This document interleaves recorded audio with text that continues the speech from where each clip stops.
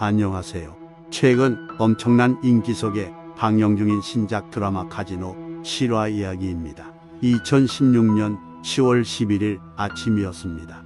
필리핀의 수도 마닐라 북쪽의 바콜로 지역의 사탕수수밭에서 3명이 총에 맞아 숨진 채 발견됐습니다. 신원 분석 결과 3명의 시신은 모두 한국인이었고 40대에서 50대로 보이는 남녀 3명이 손발이 다 묶여 있었고 머리에 총상이 있었죠.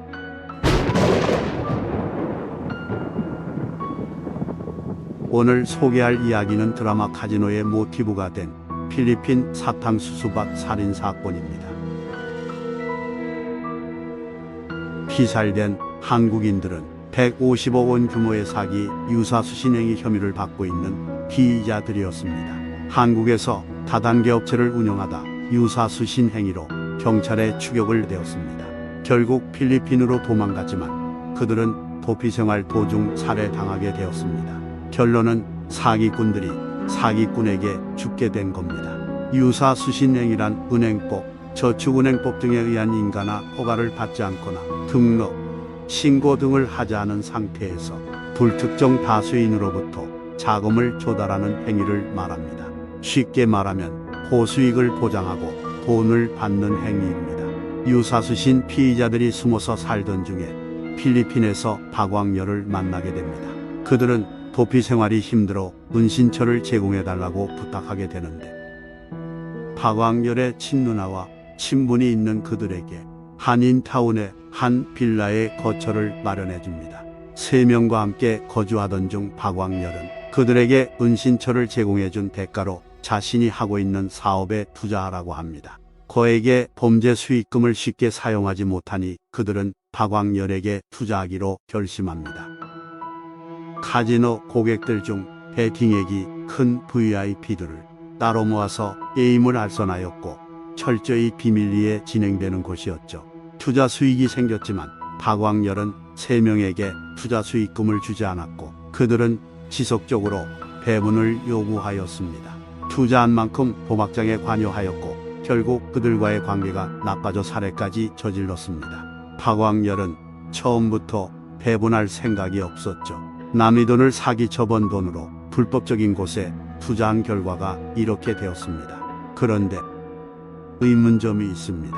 혼자서 어떻게 3명을 죽였을까요? 혼자 한 일이 아니었습니다. 바로 김춘수라는 공범이 있었는데요. 김춘수는 2014년에 이 박광렬이 온라인 카지노 사업을 시작할 때 5천만 원을 투자한 사람이었습니다. 하지만 박광렬은 돌려주지 않았고 김춘수는 생활고에 시달리게 되었습니다. 그때 박광렬은 이러한 경제적인 어려움을 이용해 자기가 꾸미고 있는 일에 협조하고 도와주면 빚보다 많은 돈인 1억을 준다고 했습니다. 그렇게 김춘수는 필리핀으로 입국하여 박광렬을 한 번 더 믿어보기로 합니다. 박광렬의 직원으로 신분을 속이고 피해자들의 빌라에서 함께 지내며 그들과 친분을 쌓습니다.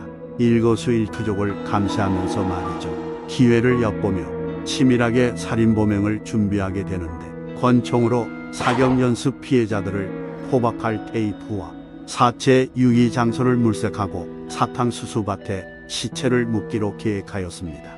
모든 준비가 끝나고 10월 11일 새벽 3시에 실행에 옮기게 됩니다. 그날 새벽 박광렬은 피해자들이 자고 있던 방문을 두들겨 긴급하게 할 말이 있다고 합니다.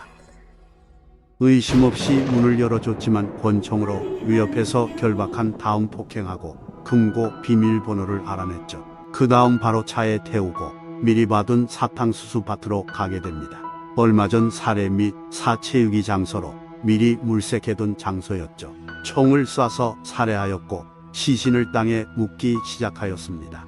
땅이 딱딱해서 시간이 오래 걸리게 되었고 새벽 5시경 날이 밝아오자 한 구만 묻고 나머지는 그대로 두고 급히 떠나게 되었습니다.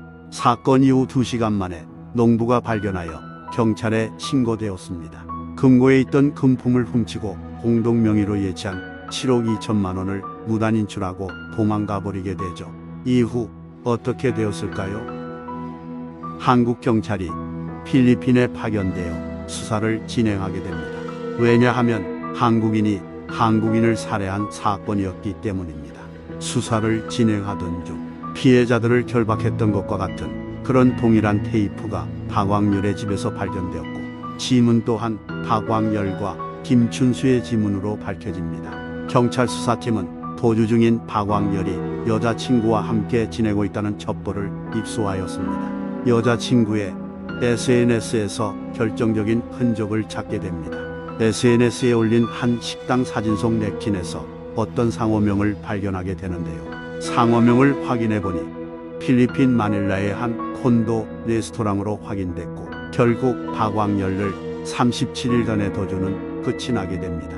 살인 범행을 저지른 자는 박광열과 김춘수. 김춘수는 한국에서 징역 30년형이 선고되었고, 박광열은 탈옥 이후 1년 동안 잡히지 않았지만 필리핀에서 불법 마약 유통을 수사하던 중 뜻밖의 우연으로 검거되었습니다. 유통회사 대표에서 살인범 나아가 마약왕이 되어버렸죠.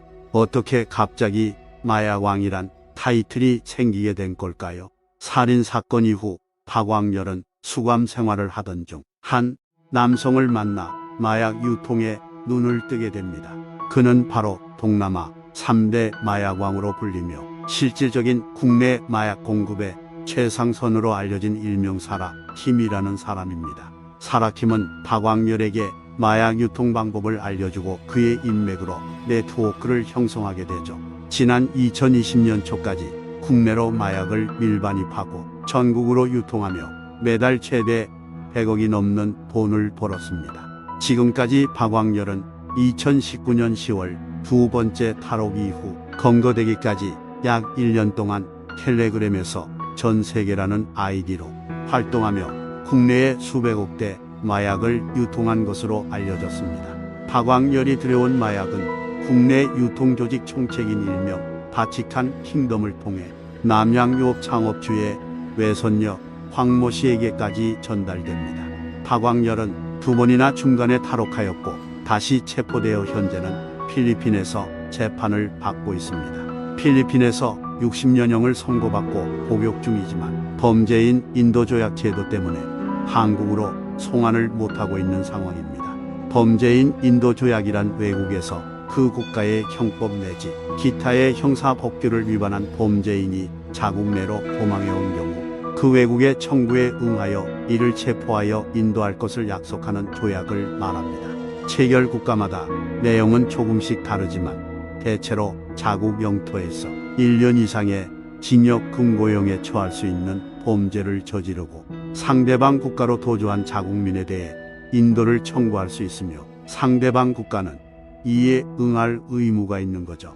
쉽게 말해 범죄인 인도조약으로 박광열을 한국으로 데려와 형을 집행할 수 있지만 필리핀 정부는 박광열의 살인협의 1심 재판 중이라는 이유로 한국으로의 송환을 보류하고 있습니다. 이 사건은 한국인이 한국인을 살해하였고 국내 불법 마약 유통한 죄가 있음에도 불구하고 아직까지 우리나라로 데려오지 못하고 있습니다. 다량 살인 사건의 경우 형이 확정됐지만 아직도 박광열은 필리핀에서 불법 무기 소지협의 재판을 받고 있는 중이죠. 현재 박광열이 선고받은 형량 60년이 종료되어야 한국으로 데려와 처벌을 받을 수 있다고 합니다.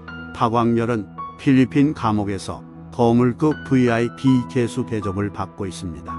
교도소에서 왕처럼 살아가며 아무리 적게 잡아도 한 달에 100억 원은 벌고 있다고 합니다.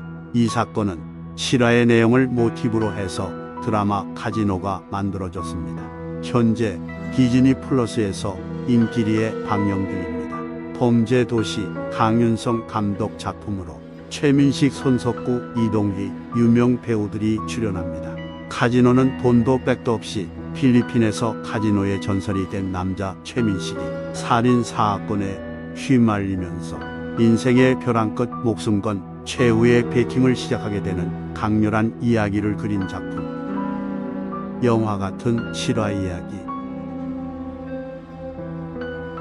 이상 돈 때문에 마약 불법 유통과 살인을 저지른 박광열에 대해 알아보았습니다. 구독자 여러분, 더 좋은 자료로 찾아뵙겠습니다. 시청해 주셔서 감사합니다.